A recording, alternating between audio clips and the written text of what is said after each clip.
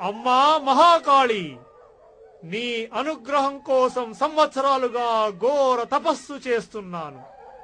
ఎముకలు కొరికే చలిలో మంచు కొండల మధ్య ఒంటి కాలిపై నిలబడి నిన్ను ఆరాధించాను. మండు టెండల వేసవిలో భగభగమండే కీలాగ్నుల మధ్య ఉండి నిన్ను అర్చించాను. 101 మానవులను సంహరించి వారి శిరస్సులను దండగా గుచ్చి నీ మెడలో హారంగా పొదిగాను. తల్లి రౌద్రకాళి, దాసీ జన సమ్మోహిని, అనుగ్రహించు, ప్రసన్నురాలవు కమ్ము. నాపై కరుణించి దర్శనమీయు తల్లి. నీ కరుణా కటాక్ష వీక్షణాలతో నా కోరికలు ఈడేర్చు.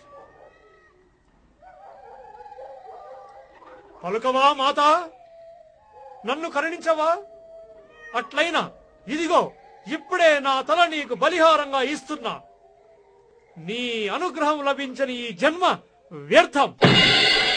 భక్త, నీ కఠోర దీక్షకు మెచ్చి తిని ఏమి కావలనో కోరుకోము. అమ్మా, ఇన్నాళ్లకి నాపై దయ కలిగిందా? ధన్యోస్మి తల్లి, ధన్యోస్మి. నాకున్నది ఒకే ఒక చిన్న కోరిక, అనుగ్రహిస్తావా తల్లి?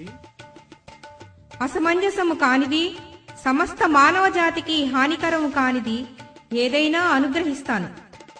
మాట తప్పకూడదు మాతా. నరుడా, కాలహరణము మాని ఏమి కావలనో కోరుకో. జరా మరణాలు లేకుండా చిరంజీవిగా జీవించే అదృష్టాన్ని అనుగ్రహించు తల్లి. నరుడా, కోరరాని కోరిక కోరావు. మానవ జీవితంలో బాల్య, కౌమార, యౌవన, వార్ధక్య దశలు, ఆ పైన మరణం భగవన్ నిర్దేశితాలు. వాటిని తోసిరాదనే వరం నేను అనుగ్రహించలేను. ఇంకేదైనా వరం కోరుకో. నా కోరిక నెరవేరని పక్షంలో నా తలని నీకు నైవేద్యంగా అర్పించి ఇదే నీ పాదాల చెంత నా ప్రాణాలు విడుస్తాను. మరాఠీ, నీ పట్టుదలకు ధైర్యానికి మెచ్చితిని.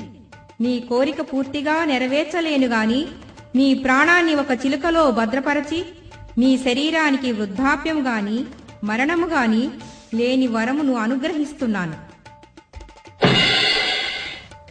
ధన్యోస్మి తల్లి, ధన్యోస్మి. ఎవరైనా ఆ చిలకని సంహరించిన నాడు నీకు మరణము సంభవిస్తుంది. ఒక్కటి గుర్తుంచుకో, గతంలో మృత్యుంజయులైన మానవులు అహంకారముతో విర్రవీగి క్షుద్ర బుద్ధితో తోటి మానవులకు హాని కలిగించి చివరకు దైవబల సంపన్నుల చేతిలో హతమైనారు. బుద్ధి నెరిగి వర్తించు. అటులనే మాత, ధన్యోస్మి.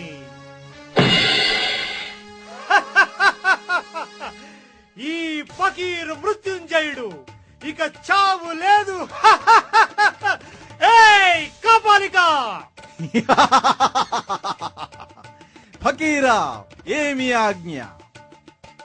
నా ప్రాణాలు దాగున్న ఈ చిలుకను 7 సముద్రాల అవతల భయంకర ఘాతుక మృగాలు సంచరించే కీకారణ్యంలో నరులు, యక్ష, కిన్నెర, గంధర్వులకు కూడా అభేద్యమైన రహస్య మందిరంలో మన సేవకులైన రక్త పిశాచుల సంరక్షణలో ఉంచు.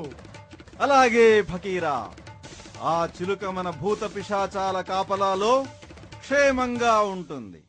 ఎవరూ దాని వంక కన్నెత్తి కూడా చూడలేరిక. ఇక నీకు చావు లేదు మరాఠీ. లేదు, ఈ మాయల ఫకీరికి చావు లేదు. ఫకీరు అమరుడు. నాకిక ముల్లోకాలలో ఎదురు లేదు. ఈ ప్రపంచమంతా నా కనుసైగల్లో సంచరించాలి. పంచభూతాలు సైతం నా ఆజ్ఞని శిరసావహించాలి. మహారాజులు, చక్రవర్తులు సైతం నీ పాదాల చింత మోకరిల్లవలసిందే. వారి సామ్రాజ్యాలన్నీ ఇక నీ భోగభాజ్యాలే. వారు, వారి పరిజనం నీ సేవకులై నీకు ఊడిగాలు చేయవలసిందే. కాపాలే, రారాజుల్ని కొల్లగొట్టి మన సేవకులు తెచ్చిన వజ్ర వైడూర్యాలు, వెండి బంగారాలు, ధనధాన్యాలు సర్వస్వం మన పాతాళ గృహంలో భద్రంగా ఉన్నాయి కదూ? చిత్తం. వారి రాణుల్ని దాసీలుగా చేసి మన అంతఃపురంలో మా ఆనందం కోసం ఖైదు చేసినావు కదూ? నీ ఆజ్ఞ ఫకీరా. కానీ ఒక్క మనవి. ఏమిటది?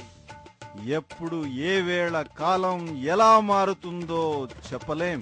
అయితే మృత్యువుని ఒక కంట జాగ్రత్తగా కనిపెడుతుండడం మంచిది. మృత్యువు! ఇంకెక్కడి మృత్యువు?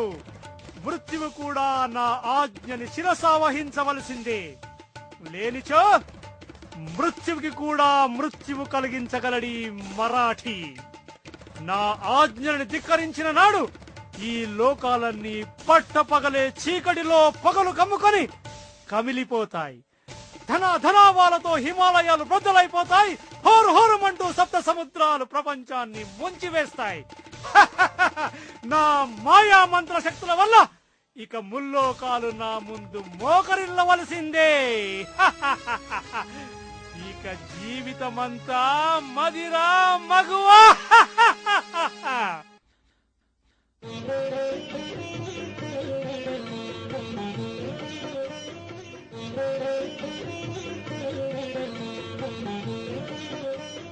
పాదుషా వారు ఈరోజేదో దీర్ఘంగా ఆలోచిస్తున్నారు. అవును, నా మనసు ఈ రోజెందుకో అతలాకుతలంగా ఉన్నది.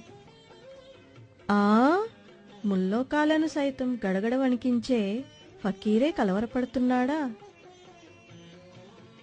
అయితే మీ ఆనందం కోసం పసందైన పసిడి బొమ్మలతో నాట్యం ఆడిస్తాను, సరేనా? కానీ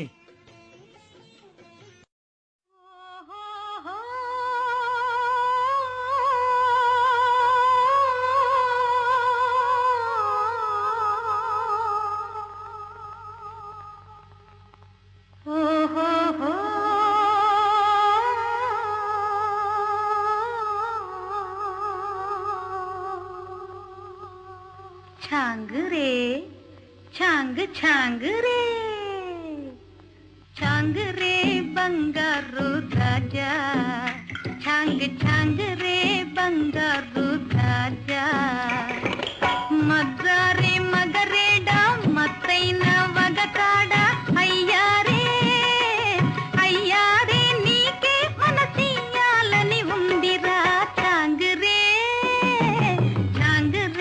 बंगारू राजा छांग छांग रे बंगारू राजा